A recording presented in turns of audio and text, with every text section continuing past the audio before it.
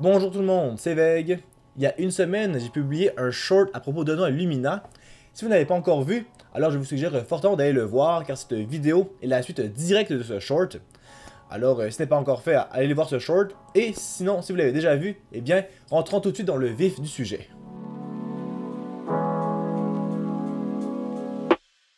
Tout d'abord, petite mise en contexte. Il y a 2 semaines, dans le cadre d'un cours sur la didactique en géographie, j'ai eu la chance de faire une sortie pour faire le parcours d'Ono Lumina, afin de pouvoir observer comment le territoire est utilisé à des fins d'apprentissage. Alors au niveau de l'expérience multisensorielle audiovisuelle, franchement j'ai pas grand chose à dire de négatif là-dessus. Les effets spéciaux sont époustouflants, les projections sont vraiment bien faites, elles utilisent bien le décor environnant, donc les arbres et l'enrochement pour créer des projections tridimensionnelles et très réalistes. Et il y a des effets sonores et de la narration qui nous guident tout le long du parcours. Donc je mettrai une note de 9 sur 10 strictement sur l'aspect immersif et de l'expérience multisensorielle. Le seul point négatif est plutôt relié avec en fait le côté didactique. Donc parlons-en de ce problème didactique. Lors de notre retour en classe, ce qui est beaucoup revenu, c'est que le message didactique se rend que partiellement au destinataire. On fait le parcours, on a de la poudre dans les yeux, c'est vraiment wow, et hein, c'est beau, mais dans le fond, quand on a fini le parcours, on n'a pas appris tant de nouvelles choses que ça. Personnellement, ce que je retiens du parcours de Ono Lumina, c'est qu'il veut nous en apprendre plus sur le mode de vie des Hurons-Wendat et de leur culture. Pour ce faire, le parcours forme une boucle ponctuée de 7 stations qui, je pense, représente le cycle de la vie des Hurons-Wendat. On commence avec le mythe fondateur de la nation Huron-Wendat, avec la grande île Tortue, qui représente le continent nord-américain. Donc c'est un peu la genèse du monde autochtone en Amérique du Nord. Par la suite, on voit une maison longue qui illustre les premiers établissements humains de la nation Huron-Wendat. Ces différentes familles vont se regrouper en villages, d'où la prochaine projection sur une palissade. Au fil du temps, les Wendat vont développer leur propre mode de vie avec leur savoir et leur culture. Au fil des générations, ce savoir et ces connaissances vont être transmises par les ancêtres, donc les personnes plus âgées, aussi appelées les anciens. Et lorsque ces personnes vont mourir, leur esprit se transforme en étoile et veille sur les générations futures. On finit le parcours comme on le commence avec un genre de gros cercle lumineux qui représente un peu, je pense, l'unification entre le monde comme des esprits puis le monde vivant. Un peu genre tout est uni, de ce que j'ai compris. Et c'est pas mal ça. C'est très en surface, on va pas vraiment en approfondissement du sujet. Cependant, c'est pas tout à fait vrai. Tout au long du parcours, il y a des QR codes pour en savoir plus. Et c'est justement là le problème d'Ono Lumina. Admettons que l'information contenue dans ce QR code est vraiment excellente. Le problème n'est pas l'information, mais le support de cette information qui est le QR code. Et le QR code, il y a 2 gros problèmes avec ça. Tout d'abord, je trouve que c'est un peu prétentieux de s'imaginer que tout le monde a un téléphone avec un réseau lorsqu'il fait Ono Lumina. Ce n'est pas mon cas d'ailleurs.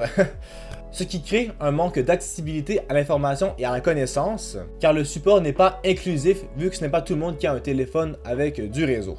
Et le deuxième point négatif, qui va en plus à l'encontre de l'expérience, c'est qu'à chaque fois que vous voyez le QR code, vous devez prendre votre téléphone, allumer la caméra, le scanner, lire le texte, et ça vous sort complètement de l'expérience multisensorielle qui se veut immersive.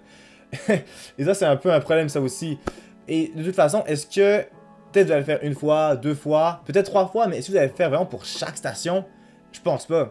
Donc, même si vous avez accès à cette information, vous n'allez pas forcément la consulter. On se retrouve alors avec des QR codes qui font le piquet en pleine forêt et qui se demandent qu'est-ce qu'ils font là. J'ai 2 solutions à proposer pour Ono Lumina. Ma première idée, c'est de tout simplement remplacer les QR codes par des panneaux de texte explicatifs, comme dans le bon vieux temps. D'ailleurs, il y en a 3 à 4 à l'entrée du parcours, alors je ne sais pas pourquoi ils n'ont pas recyclé cette idée pour chaque station.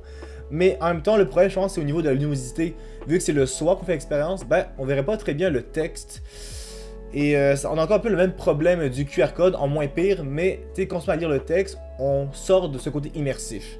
Donc c'était pas le meilleur support non plus. C'est pourquoi, ma deuxième idée, c'est d'utiliser à fond la narration. Au début de certaines projections, il y a une narration en français puis en anglais qui suit, donc on a une narration bilingue afin d'un peu mettre en contexte la projection.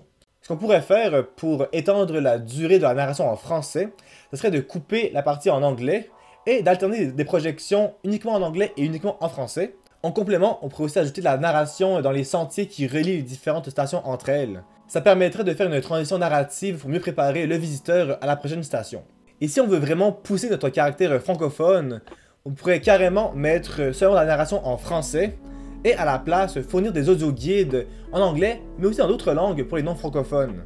Ainsi, on élargirait l'inclusivité de nos Lumina pour les allophones qui pourraient suivre l'exposition dans leur propre langue grâce aux audio-guides parce que, tu sais, pour 35$ l'entrée, je pense qu'on pourrait avoir un audio-guide gratuit.